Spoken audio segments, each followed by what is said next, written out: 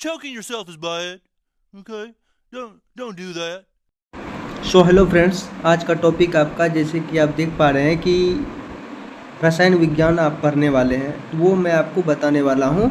और ये competitive exam के लिए ये नोट्स के द्वारा मैं बताने वाला हूँ। ये एक सिलेक्टेड टाइप क्वेश्चन है, वो आप वीडियो के लास्ट तक बने रहिएगा तो आपको अच्छे से समझ में आ जाएगा।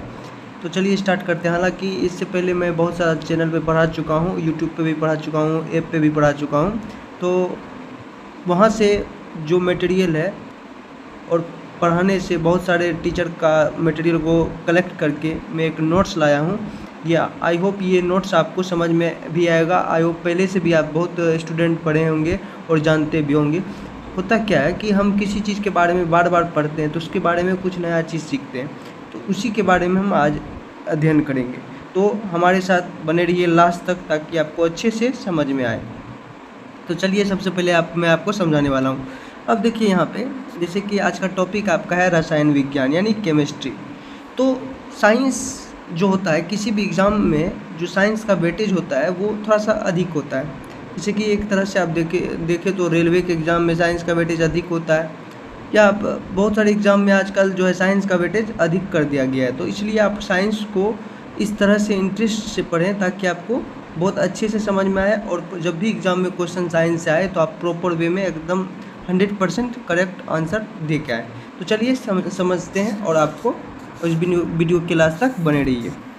अब देखिए यहाँ पे, हालांकि आपने इससे पहले 9, 10, 11, 12 में बहुत स्टूडेंट आर्ट्स के स्टूडेंट होंगे जो 9, 10 में पढ़े होंगे साइंस। तो चलिए जो स्टूडेंट को साइंस अच्छे नहीं लगते वो भी देखिए लास्ट तक, उन्हें भी अगर लास्ट तक देखेंगे तो उन्हें भी समझ में आएगा। हम किसी चीज़ के बारे में अगर बोल रहे हैं तो उसको थोड़ा सा विजुअलाइज़ कीजिए, उसके बारे में सोचिए कि वो आखिर रियल में किस तरह से होगा।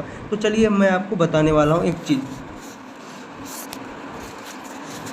अब यहाँ पे एक चीज़ समझना, पहले मैं आपको एक टॉपिक समझा देता हूँ कि देखिए यहाँ पे साइंस में पेन फार्मूला बता देता हूँ।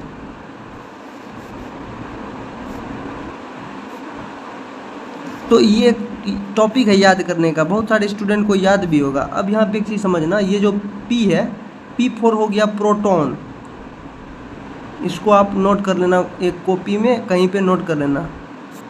और ये जो E आप देख रहे हैं इलेक्ट्रॉन हो गया, ये क्या हो गया आपका इलेक्ट्रॉन।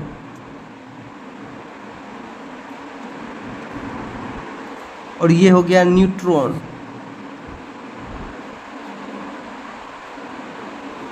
इसे नोट कर लेना। अब यहाँ पे एक चीज़ समझना, पेन फार्मूला जो ये मैं आपको बता रहा हूँ एक तरह का ट्रिक है, इस एज इट इज़ इसको नोट कर लेना आप। और P के जस्ट नीचे में आप देख पा रहे हैं यहाँ पे P के नीचे में G लिखा हुआ और E के नीचे में T लिखा हुआ और N के नीचे में C लिखा हुआ। तो P के नीचे में जो G लिखा हुआ है, यानी आप ये ऐसे समझ लेना, जो ये प्रोटॉन है, प्रोटॉन के नीचे में P फॉर प्रोटॉन, प्रोटॉन के नीचे में G लिखा है। तो यानी प्रोटॉन का जो आप कह सकते हैं कि जो प्रोटॉन का खोज किसने किया था, गोल्डस्टीन। इलेक्ट्रॉन का खोज किसने किया था, E फॉर इलेक्ट्रॉन। इलेक्ट्रॉन का खोज किसने किया था, थॉमसन। आप लिखते चलना, इलेक्ट्रॉन का खोज किसने किया था, जे थॉमसन। उसी प्रकार से न्यूट्रॉन का खोज किसने किया था, C फॉर चैडविक। तो आप इसको लिख लो। ये लिखने में थोड़ा सा वीडियो लेंदी हो जाएगा, हालांकि आप लिख लोगे तो आप लिख लेना। तो गोल्डस्टीन, थॉमसन, जे थॉमसन और जेम्स चैडविक, ये नोट कर लेना। अब देखो इसमें कुछ और मैं इंक्लूड कर देता हूँ आगे का टॉपिक। अब यहाँ पे समझाता हूँ मैं आपको। तो केमिस्ट्री में आप पढ़ोगे सबसे पहले पदार्थ के बारे में और मैटर क्या होता है। तो अब बहुत सारे स्टूडेंट मैटर को पदार्थ समझते हैं। तो पदार्थ आखिर क्या है उसके बारे में हम समझेंगे। तो पदार्थ को एक तरह से देखा जाए तो देखिए यहाँ पे बहुत सारे स्टूडेंट जब आप 9th क्लास में होंगे तो आपको ये बताया गया होगा कि पदार्थ किसे कहते हैं। तो पदार्थ का इंग्लिश में आप जानते हो कि मैटर होता है, लेकिन वो समझिए कि मैटर क्या होता है। तो थोड़ा सा विजुअलाइज़ कीजिए और समझिए। अब देखिए मैं आपको समझाता हूँ और आप थोड़ा सा विजुअलाइज करना। अब देखना, मैं यहाँ पे लिख रहा हूँ मैटर, ठीक, इसके बारे में स्टडी करेंगे। अब देखिए मैटर को अगर देखा जाए तो इसको मैटर को हम बोलते हैं, यहाँ पे देखना, मैटर को बोला जाता है द्रव्य। क्या बोला जाता है, द्रव्य। इसको नोट कर लेना। अब मैटर को जो द्रव्य बोला गया, क्यों बोला गया हो, इसको चलिए समझते हैं।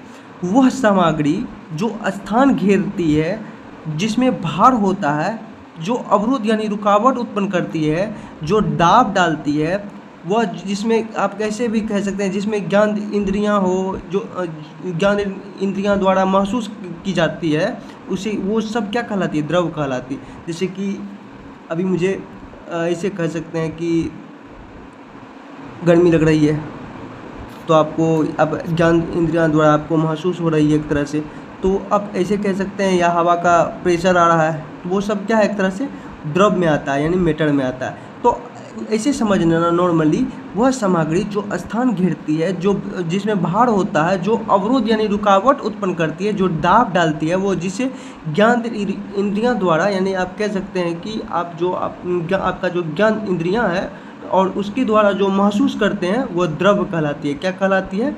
द्रव्य कहलाती है। आई होप यहाँ तक आपको समझ में आ चुका होगा।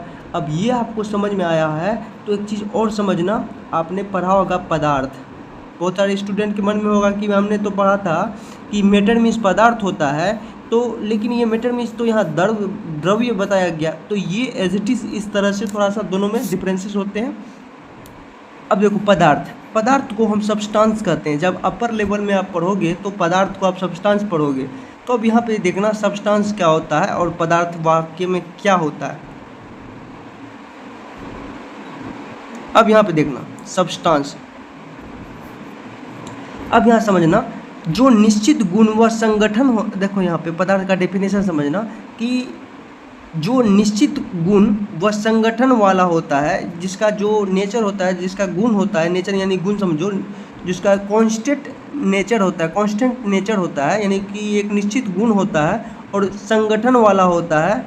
जैसे कि मेज हो गया, कुर्सी हो गया, पेन हो गया, कागज़ हो गया, लकड़ी हो गया, पानी हो गया, हवा हो गया, नाइट्रोजन हो गया, ऑक्सीजन हो गया, चीनी हो गया, ग्लूकोज हो गया, भोजन आदि, ये सब क्या है? पदार्थ है। यानी ये सब क्या है? सब्सटेंस है।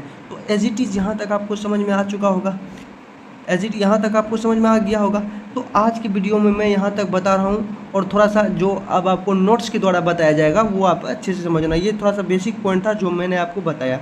ये ज़्यादा वीडियो में लंबा नहीं बनाने वाला हूँ, और ये फर्स्ट टॉपिक था, ये फर्स्ट वीडियो था इस चैनल का, तो इसलिए थोड़ा सा लंबा हो जाएगा, 10 से 12-15 मिनट का होगा, तो आप लास्ट तक बने रहिएगा। अब चलिए समझाता हूँ मैं आपको।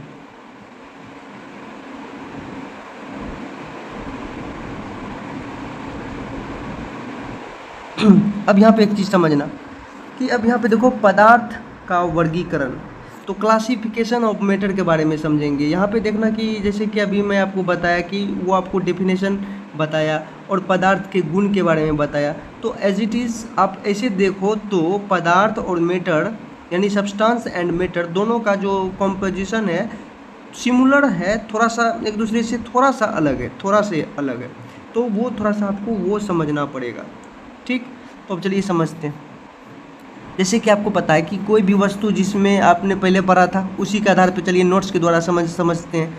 कोई भी वस्तु जिसमें द्रव्यमान एवं आयतन, जो स्थान घेरे, जो दाब डाल सके, अवरोध उत्पन्न कर सके तथा जिसके अस्तित्व का अनुभव हम अपने ज्ञान इंद्रियां द्वारा कर सके, पदार्थ यानी मैटर कहलाता है।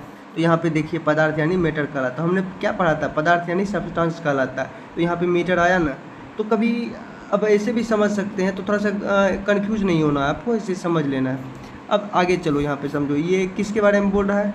ये बोल रहा है आपको मैटर के बारे में। किसके बारे में? मैटर के बारे में। तो चलिए आगे समझाता हूँ मैं। पुस्तक, पेड़, पर्वत, चीनी, जैसे एग्जाम्पल में यहाँ दिया, पुस्तक, पेड़, पर्वत, चीनी, ऑक्सीजन आदि सभी पदार्थ हैं। लेकिन यहाँ पे एक चीज़, यहाँ पे लेकिन लगा हुआ है, ऊष्मा, बल, गुस्सा, स्वाद पदार्थ नहीं है, और ये सब जो है पदार्थ नहीं है। यहाँ समझ में आया आपको? हमारे ब्रह्मांड की सारी वस्तुएं क्या है? पदार्थ है। तो समझ गए आप? इसलिए मैं आपको थोड़ा सा पहले वो बताया था जो जिसको आप अब यहाँ पे आप अलग कर सकते हैं उसको अच्छे से।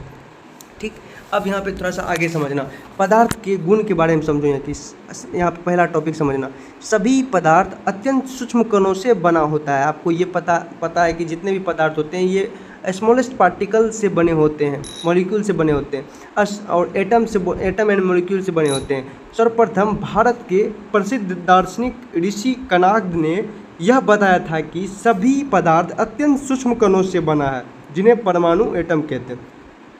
तो ये आपने पहले भी पढ़ा होगा कि भारत के एक जो ऋषि थे, जिसे ऋषि कणाद कहकर पुकारते थे, तो उन्होंने यह कहा था, सर्वप्रथम भारत के प्रसिद्ध दार्शनिक ऋषि कणाद ने यह बताया कि सभी पदार्थ का अत्यंत सूक्ष्म कण से मिलकर बना होता है, और वो उस सूक्ष्म कण को हम क्या बोलते हैं, एटम बोलते हैं। तो अब देखो यहाँ अगला टॉपिक समझो, पदार्थ किस सूक्ष्म कणों से मिलकर बने होते हैं। तो वे कण स्थिर न रहकर अनवरत गतिशील रहते हैं। और ये देखना, दूसरा टॉपिक समझना कि पदार्थ किस सूक्ष्म कणों से मिलकर बने होते हैं। वे कण स्थिर न रह के अनवरत गतिशील रहते हैं। और अगर पदार्थ को गर्म कर अगर किसी उस पदार्थ को हम गर्म कर दे या उसका ताप बढ़ा दे तो इनका सूक्ष्म कणों की गति में वृद्धि हो जाती है। इसीलिए जब भी किसी चीज़ को आप गर्म करते हैं तो यहाँ पे उसका जो सूक्ष्म कण जो है वो क्या होता है, उसमें क्या होने लगता है, उसमें उसकी गति में परिवर्तन होने लगता है। ऐसे आप कह सकते हैं। एक बार समझना, थोड़ा सा विजुअलाइज करना। मैं आपको थोड़ा सा बताता हूँ। पदार्थ किस सूक्ष्म कणों से मिलकर बने होते हैं। वे कण स्थिर न रहकर वो अनवरत गतिशील रहते हैं। वो जो पदार्थ जिस कण से मिलकर बना रहता है वो स्थिर नहीं रह कर वो अनवरत क्या करते हैं, गतिशील रहते हैं। अगर पदार्थ को गर्म कर अगर कोई पदार्थ को, हम मेटर को गर्म करते हैं तो क्या होता है, अगर या गर्म करें या उसका टेम्परेचर बढ़ा दे तो इन सूक्ष्म कणों को गति में, उस सूक्ष्म कण का जो गति है उसमें वृद्धि आ जाती है। तीसरा, पदार्थ जिन सूक्ष्म कणों से बने होते हैं वे कण एक दूसरे को आकर्षित करते हैं। और पदार्थ जो सूक्ष्म कण से बने होते हैं वे कण एक दूसरे को आकर्षित करते हैं। और इन सूक्ष्म कणों के बीच लगने वाले आकर्षण बल को आंतरिक बल कहते हैं, यानी इंटरमोलिकुलर फोर्स कहते हैं। और आंतरिक बल का सामर्थ्य, यहाँ देखो सामर्थ्य, यहाँ आंतरिक बल का जो सामर्थ्य विभिन्न पदार्थों में भिन्न भिन्न होता है। और आंतरिक बल का जो सामर्थ्य होता है यानी कि इंटरमोलिकुलर फोर्स होता है विभिन्न पदार्थों में क्या होता है, अलग अलग होता है। जैसे कि पानी में इंटरमोलिकुलर फोर्स अलग होता है, गैस में इंटरमोलिकुलर फोर्स आप कह सकते हैं कि वो तो एक अलगे लेवल का होता है, आप ऐसे समझ लीजिएगा। लेकिन ठोस में इंटरमोलिकुलर फोर्स क्या होता है, बहुत स्ट्रॉन्ग होता है, बहुत ज़्यादा स्ट्रॉन्ग होता है। उसी तरह पदार्थ के सूक्ष्म कणों के बीच कुछ न कुछ खाली स्थान होता है जिसे अंतराणुविक इंटरमोलिकुलर स्पेस कहते हैं। और पांचवा टॉपिक, सभी पदार्थ अत्यंत ही सूक्ष्म कणों से बना होता है परंतु विभिन्न पदार्थ सूक्ष्म कण एक जैसे नहीं होते। ये नोट कर लेना आप। चलिए, यहाँ तक आपको मैंने बताया, तो अगला टॉपिक मैं बताता हूँ। अब यहाँ पे देखो, पदार्थ का भौतिक वर्गीकरण, फिजिकल क्लासिफिकेशन ऑफ मैटर, इसके बारे में समझो। पदार्थ को भौतिक अवस्था के आधार पर मुख्य 3 भागों में बांटा गया है। जैसे कि आप देख पा रहे हैं, ठोस, द्रव तथा गैस। गैस में वर्गीकृत किया जाता है। पदार्थ के ठोस, द्रव तथा गैसीय अवस्था में अलग अलग विशेषताएं होती है, तो वो उसके बारे में मैं बता दूंगा। वैसे जनरली नोट्स में तो बताया गया है कि पदार्थ को फिजिकल क्लासिफिकेशन ऑफ मैटर को 3 भागों में, सॉलिड, लिक्विड, गैस में बांटा गया। लेकिन ये एक तरह से 5 चीज़ों में बांटा गया, solid, liquid, gas and plasma. और एक होता है बोस आइंस्टाइन कंडेंसेट, उसके बारे में मैं अलग से बताऊंगा, अलग से वीडियो होगा। पहले आपको सॉलिड, लिक्विड, गैस के बारे में जान लेना होगा। और प्लाज्मा के बारे में मैं आपको अलग से बताऊंगा, एक वीडियो आएगा जिसमें प्लाज्मा और बोस आइंस्टाइन कंडेंसेट के बारे में बताया जाएगा। तो चलिए, सॉलिड स्टेट, यहाँ देखो, पहला समझना यहाँ पे पदार्थ की ठोस अवस्था। तो सॉलिड स्टेट को समझेंगे पहले। ठोस पदार्थ के सूक्ष्म कणों की सजावट जो होता है क्रमबद्ध होती है। ये इस ठोस पदार्थ का जो सूक्ष्म कण का जो सजावट होता है ये क्रमबद्ध एक निश्चित अरेंजमेंट में होता है। और ठोस पदार्थ के आकृति तथा आयतन निश्चित होती है। और ठोस पदार्थ का आकृति और आयतन दोनों क्या होता है, निश्चित होती है। ठोस पदार्थ में अंतराणुविक स्थान यानी इंटरमोलिकुलर जो स्पेस जो होता है स्थान बहुत कम होता है, यानी मिनिमम के बराबर होता है, बहुत कम। अंतराणुविक बल इसका और इंटरमोलिकुलर फोर्स होता है इसमें अधिक होता है, ये नोट कर लेना आप। ठोस पदार्थ पर यदि बाहरी बल न लगाया जाए तो इसके आकार एवं आयतन में परिवर्तन लगभग न के बराबर होता है। और ठोस पदार्थ पर दाब का भी विशेष प्रभाव नहीं पड़ता है।